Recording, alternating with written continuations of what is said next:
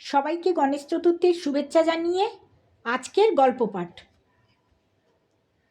আজ তোমাদের শোনাচ্ছি দীপালি ঘোষালের সৌদামিনীর প্রতীক্ষা। সৌদামিনী দেবীর বয়স 91 বছর 3 মাস 2 দিন। আগের রাত থেকে শ্বাস উঠেছে। বুড়ি তো খাবি খাচ্ছেন। যমদূত মাথার কাছে দাঁড়িয়ে কখন শেষ নিঃশ্বাসটা পড়বে তারই অপেক্ষায়। এর আগে প্রায় বার পাঁচেক যায় অবস্থা থেকে বুড়ি উজিয়ে উঠেছেন।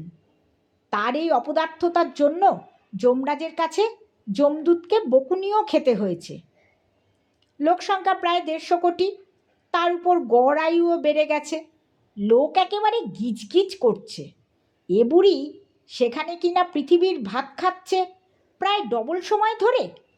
না, এ বরদাস্ত করা যায় না কিছুতেই। বুড়ির শ্বাস উঠতেই যমদূতকে কড়া নির্দেশ দিলেন যমরাজ। এবার বুড়ির আত্মাকে চাই। দেখিস ভ্যাবাকান্ত, আবার যেন ফসকে না যায়। দরকার পড়লে সবার চোখে ফাঁকি দিয়ে একটা মারণ ইঞ্জেকশন দিবি। বুড়ির চোখ উল্টে গেছে। শিবনেত্র হয়ে দুবার হিক্কে তুলেই শেষ। না, এবার তবে খালি হাতে আর ফিরতে হলো না। সৌদামিনীর 72 একমাত্র ছেলে। লোক দেখানি কান্নার সঙ্গে সঙ্গে আছড়ে পড়ল বুড়ির দেহের উপর। মনে মনে ভাবল, উফ, গাদা টাকা, ওই আয়ার খরচটা তো অন্তত বাঁচল। ছেলের বউ 65 বছরের মাধুও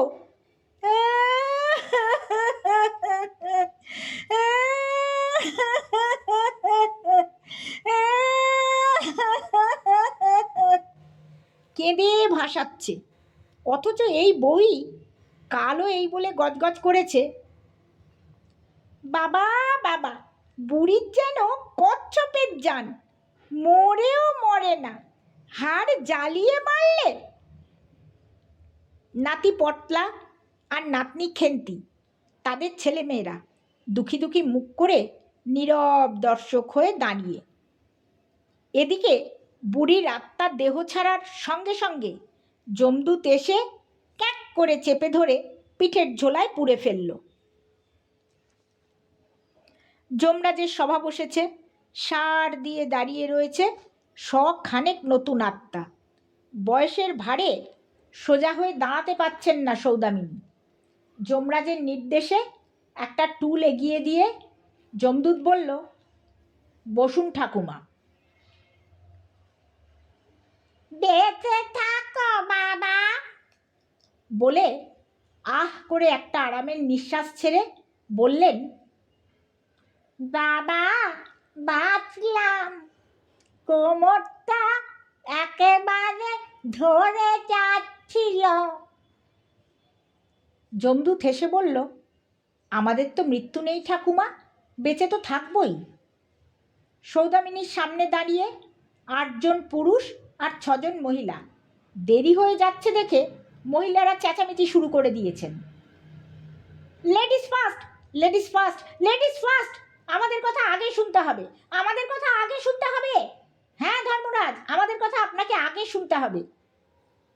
পুরুষেরা প্রতিবাদ করে ওঠেন, ও অধিকারের বেলায় নারী পুরুষ সমান, আর অন্য সময় মেয়েরা আগে।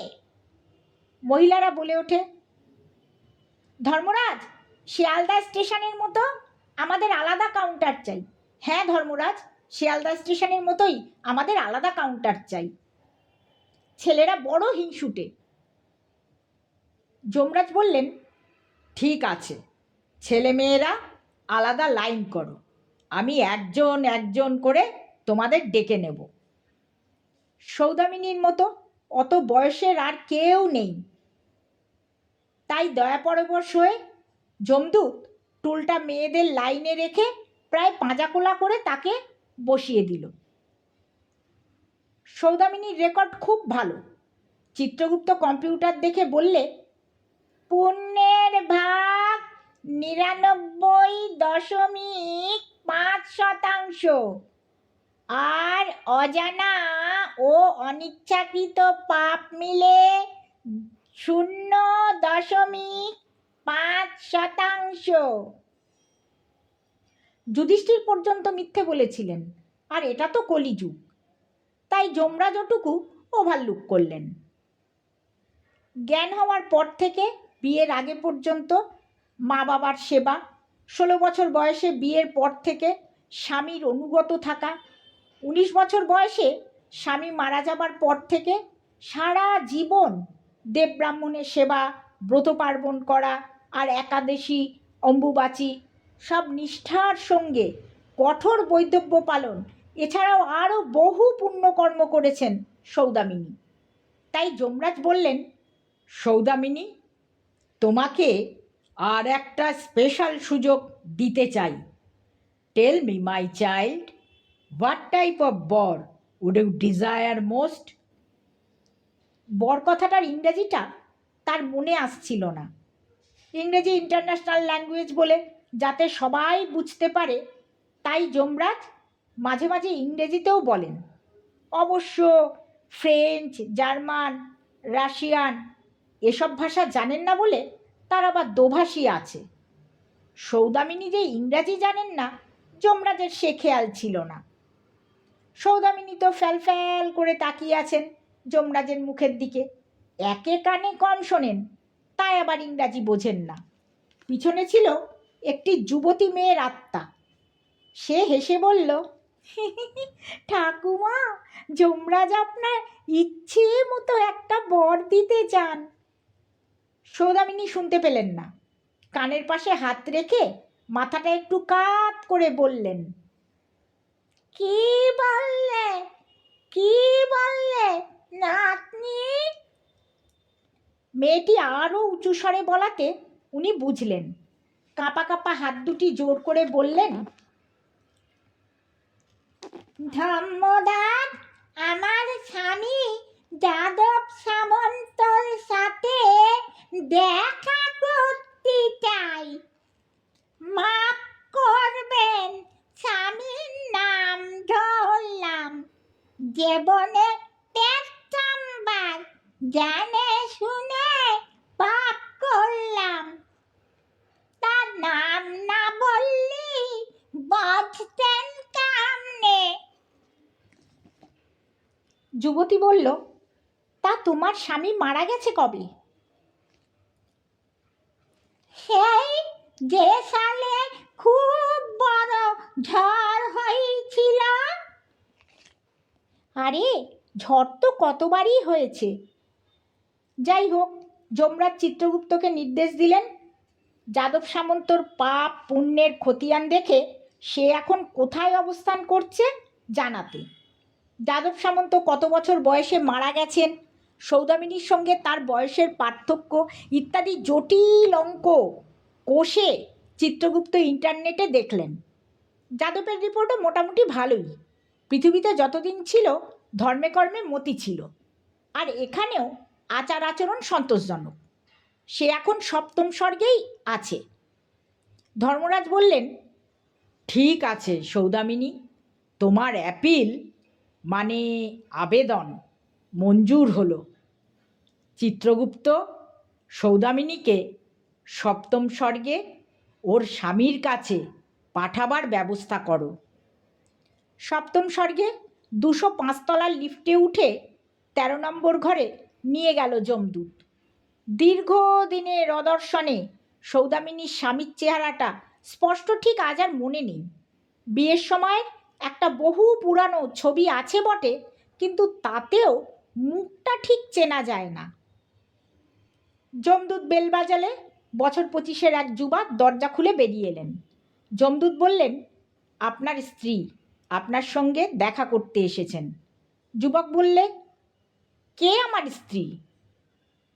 ইনি সৌদামিনী সামন্ত, আপনার মর্ত্যজীবনের স্ত্রী। কি পাগলের মতো বকছেন? সৌদামিনীর দিকে চেয়ে বললেন, ঠাকুমা, আপনার বোধহয় কোথাও একটা ভুল হচ্ছে। সৌদামিনী এতদিন বাদে হলেও স্বামীকে দেখার পর চেহারাটা তার মনে পড়ে গেছে। বললেন, তুমি আমাকে চিনতে